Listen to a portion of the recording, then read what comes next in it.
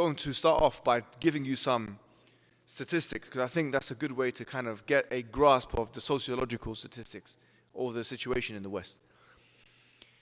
So the truth is, according to BuzzFeed, which is one of the organizations that deals with analytics, 99.5% of teenagers under the age of 15, have, according to this, viewed some kind of pornography in their lives.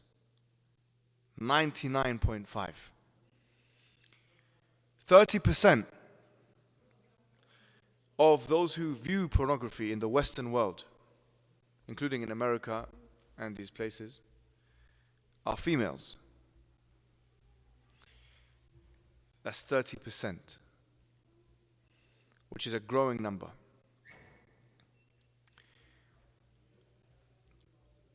The average for someone to have intercourse, a relationship for the first time, the average age is a mean age of 17.1 years for a male. And about 18 years for a female in this country and other countries like it in the West. The point being is, you're dealing with a monster, you're dealing with a fire which cannot be extinguished easily. The industry, the pornography industry, the prostitution industry, the escort industry, the pseudo-institution of boyfriend and girlfriend relationships is too big for you to break. And you will not succeed, and we will not succeed, in just telling our children to be patient. Just telling our young ones, just be patient. It's not possible. We've come to that conclusion now. Statistically, it's not possible. It's actually unfair, in my opinion. It's a kind of torture you're putting them through. You cannot say be patient as an indefinite thing. You have to say be patient and then put a time period, at least, in that equation. Be patient until you finish your education. Be patient until you're 18 years old. Be patient until, and give a reasonable time period. So the advice to Generation 1 is that we need to now think about our strategy, because the old strategy of waiting for this Prince Charming, who has the best job and the biggest wallet, that is not a successful strategy. It's not a successful strategy, because that person might never come, or he might come after a very long time, and all the things have happened to your daughter and or son already. It's too late now. And they've become unmarketable, in fact corrupted. And they're not interested in marriage because they're getting what they need from elsewhere other than marriage. And you've lost your child, in a sense. Because zina is a gateway to all kinds of fisq and haram. And it's a gateway to leaving the deen, actually. Because zina is a very potent and powerful thing. And the emotion of sexual drive is one of the most aggressive emotions in the human physiological composition. So I would say to you, be careful. Be careful. Do not expect that which cannot be expected. But at the same time, to Generation 2, Generation 2 have to have reasonable demands as well.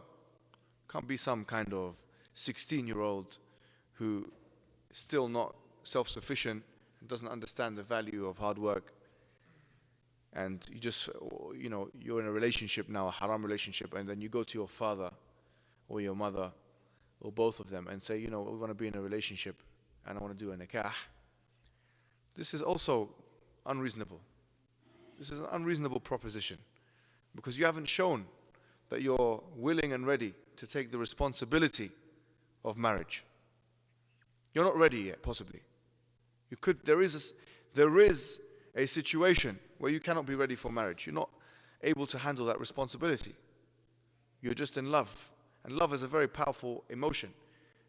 And that's why the wali system is in place in Islam. The wali system is there to protect you, young person, from yourself. Because the wali can see what you can't see. Your father can sometimes see what you cannot see, especially if exploitation is to do with it. Allah subhanahu wa ta'ala, He tells us in the Quran that the reason for marriage is so you can have a partner, لِتَسْكُنُوا إِلَيْهَا. And He says, وَجَعْلَ بَيْنَكُمْ مَوَدَّةً وَرَحْمَةً. That you're meant to have, the relationship of marriage is meant to be one where you're meant to find tranquility in your partner. And Allah subhanahu wa ta'ala, He is the one who will put between you and your spouse mawadda, love and mercy, and rahmah. Allah subhanahu wa ta'ala has allowed that as a natural thing. Love is not something which we despise in Islam. And we're saying don't love your partner and these things. No. In fact, Allah has created us as creatures that are in need of this emotion and in need of companionship. But it must be done in a safe setting and with the right structures in place. So what I say to the young people is that you have to also understand that you cannot feel as if you can get away with any relationship before marriage. Because you know, the first humiliation will be a dunyawi humiliation. You'll be humiliated in the dunya. You'll be hurt. Love is a very powerful thing. There's a woman called Helen Fisher. She's an anthropologist, a social anthropologist. And she deals with love. She deals with love. She actually MRI scanned, you know. She MRI scanned people who are in love to see what kind of data she could collect. And she found some really unusual findings that people who are in love had the same part of the brain activated which would be activated when people are addicted to cocaine. And the same releases are made, like the same secretions are made. Dopamine, oxytocin, and these hormones are secreted from the brain when someone is in love. So that person is an addict. If you have now someone who's a 16 or 17-year-old who's in love, I'm sorry, but we cannot trust your judgment as a rational one.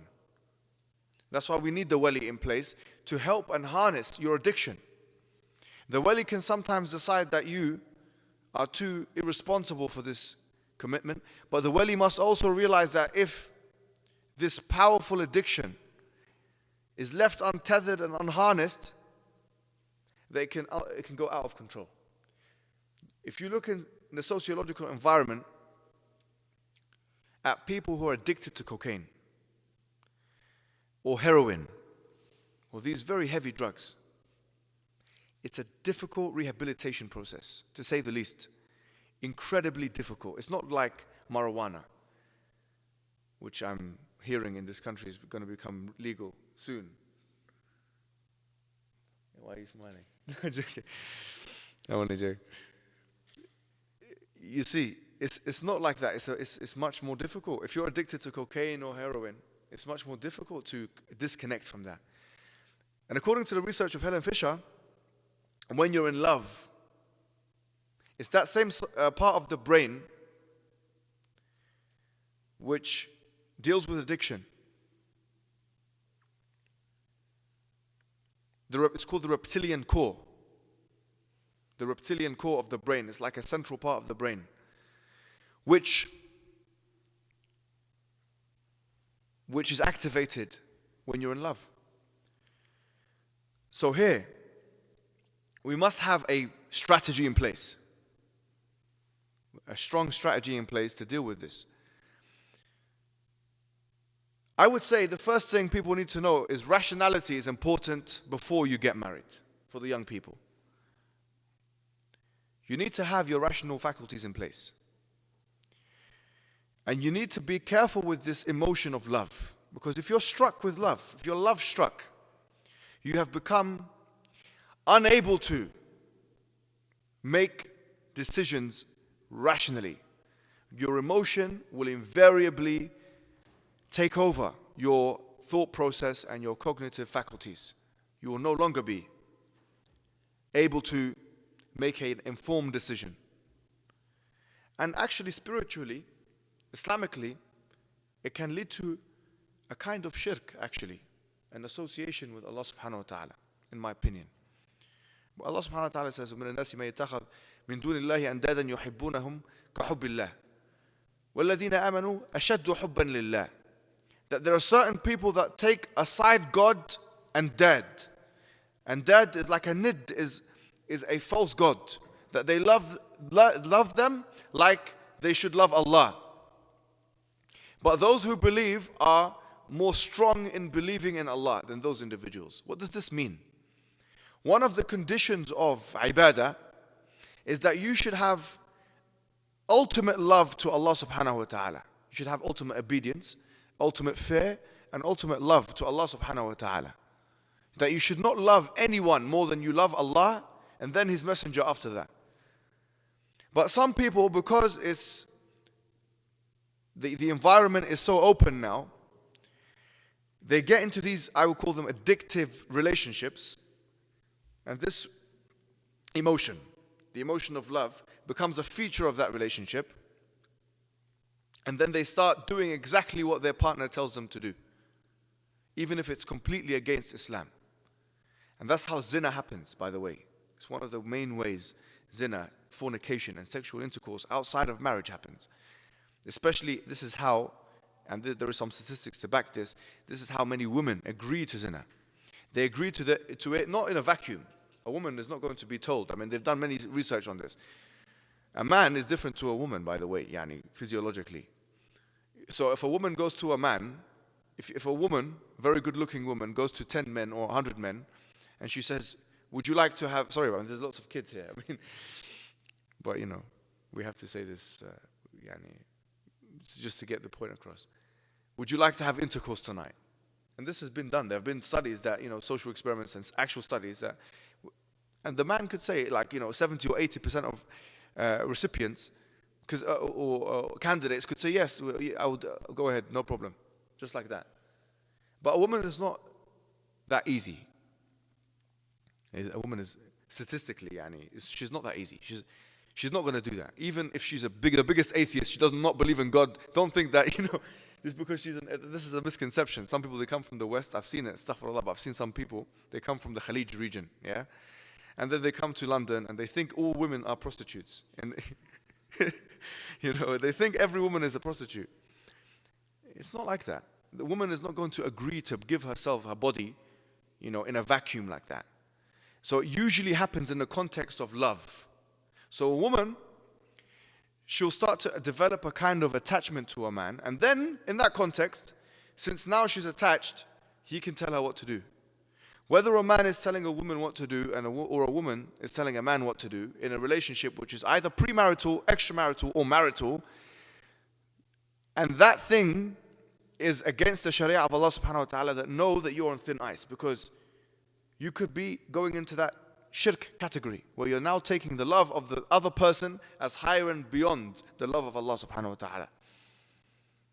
And that's what you have to think about.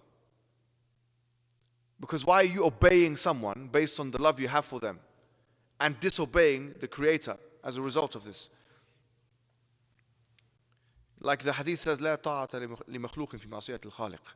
There is no obedience to the creation in the disobedience of the Creator. But people fall into that obedience because they have this emotion taking over them. We need to have seminars and we need to have awareness. We need to raise awareness on this very powerful addiction, or these powerful addictions. The addiction of love. Because this addiction could lead people to more corrosive and problematic and corruptive elements or directions and channels than sometimes addictions to drugs can lead them to. It can lead them to those directions. So we need to be very, very careful with these things. Because Allah allows love to exist in a marital relationship. So it's not a bad thing. But people need to know how to deal with that emotion. Just like they need to know how to deal with their sexual desires. But we have to be realistic. And this is what I'm trying to say to you. Because we are human beings that are prone to those things. Are prone to love. Are prone to desire. And relationship. Therefore, it must be balanced. And that's why, subhanAllah, the institution of marriage is the harness that harnesses all of these emotions. You know, Sigmund Freud, you know, the psychologist of the 1900s, the early 1900s. He struck a really interesting parable, which was very similar to a hadith I read as well. He said that you have to control your emotion as if you are riding a horse. Yani, you are the horse rider and the horse represents your desires. And he says that, he called it the id ego and the super ego, and he had this whole theory of it. But the idea is you have to be in control of the direction you're going in. Your aql has to control your hawa. Your intellect has to control your desires. And interesting, because the word aql itself comes from iqal, or comes from this word which means to tie a horse up, interestingly. You know, to tie a horse up from the head and to control the horse going left and right. This is what the aql is. The aql is when you use your emotions. When you use your aql, your intellect, to control your emotions. Which is why, subhanAllah, you know the hadith of the Prophet Muhammad, Sa'id al-Khudri, it's mentioned in Sahih Muslim, where, and this is a very popular hadith that is, I think, misused a lot of the time, but it's interesting here. Where the Prophet says about women that they're naqisatu aql wa deen. Wait a minute. A lot of people say there's a sexist hadith. What's going on here? You know, a lot of atheists and they say sexist hadith. But it's a very powerful hadith. And people are not looking into it properly, because it doesn't say, the hadith doesn't say that naqisatu ilm wa deen. Have you thought about this? The hadith doesn't say that they are naqisatu ilm wa deen. We're talking about women. The Prophet said that they have a deficiency in aql and deen. Now, what does this hadith mean? Why didn't he use the word ilm? Because aql is the ability to use your intelligence or your rational faculties to control your bestial desires. And what the Prophet is saying is, comparative to men, women can sometimes have a lesser ability to use their rational faculties in order to direct whatever it is, their direction of travel. It's not saying that they're less intelligent in the ilmi sense, in the sense that they have less knowledge. It's not the case. He's just saying that women can sometimes act more emotionally than men. That's all that it's saying. Which is why it makes sense for a woman to have a wali and a man does not have a wali for marriage. It all adds up, if you think about it. David Stove, he wrote an interesting piece on this. He said that it's not a controversy. He wrote in his book. He said it's not controversy. And this guy's an atheist. He's not a Muslim. He said it's not a controversy at all to say that rationality is obscured for women in certain cases. Even Simone de Beauvoir, the writer of The Second Sex, she is a feminist, one of the heaviest feminists. She says in her second chapter of her book, Biology, she calls the chapters Biology, she says there's no controversy. She says herself, women are more emotional than men. No one disagrees with the fact that women are more emotional than men. Which means now there needs to be a special protection, and that's why Allah and the Messenger have allowed now for this wali system to be in place for a woman especially. Because exploitation can happen.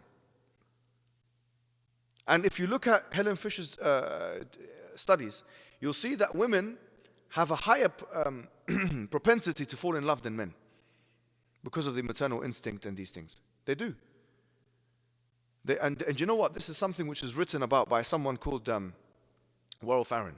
He talks about the fact that women are much more, for instance, they love romance. It's not a stereotype. It's not a social construct. If you look at the sociological environment, you'll see that women are much more into love novels. 90% or 95% of all love novels are read by women. They love romantic things and these things. Wallahi, it's not a social construct. The data shows us that women are into these things. So what that shows from that sociological perspective is that women are possibly can be deceived by some men, especially at a younger age, which is why the wali needs to take an active role, especially with women. And this sounds anti-feministic, but we don't care, because Islam in some cases is anti-feministic. But we have the data and the evidence to show why and how that is the case, and how feminism sometimes fails and sometimes it doesn't give us the solutions to the problems of the world. But you see, here's the point I'm making. The point is, there are systems in place in Islam which are very much deliberate and to the advantage of all the parties that are involved. Do not mess around with these systems. The Prophet Muhammad ﷺ, he gave us a very important, potent advice. He said, Ya ma'ashar al-shabab. He said, oh, young people. He said, whoever can of you to get married, get married. If you can't, then fast. This is what he said. This is the advice of the Prophet Muhammad ﷺ. He didn't say just wait and be patient and finish your education, get a house and these things. No. The Prophet himself, look at how many times he got married. Look at the Sahaba, how they would get married and what ages they would get married at. Let's be real about this. They would get married at a young age and they would get married very frequently. Very frequently. They wouldn't wait around to commit zina and to put themselves in that situation. This is not the way of the Prophet and the obviously the Sahaba. They would, when they found the opportunity, they would take the opportunity. So we need to make it easier for people to get married here in this country and in the West, generally speaking. I'm not saying now this means all the young people, demand from your fathers, and your families that, you get married in these things. You might not be ready. The father might have a genuine reason why he's stopping a marriage from taking place. He sees that you're completely overtaken by love and these things and you need to calm down, for instance. But at the same time, there might be a situation where the father now needs to look at the lesser of two evils. أخف الضررين. He needs to look at this and this. And you might have your wilayah stripped of you sometimes. You'd be surprised. Because a shaykh could come into the picture, an imam, and then the two people go to a shaykh and they say, look, we want to get married, and the father is stopping it, and then they do it whether you like it or not. Because the imam allows it to happen. And they say this person, the wilayah is stripped because they're stopping the marriage. And this can happen very easily. So it's better for you to maintain it in your control, in my opinion. Because no one in Islam has as much a power to stop all of these things from happening.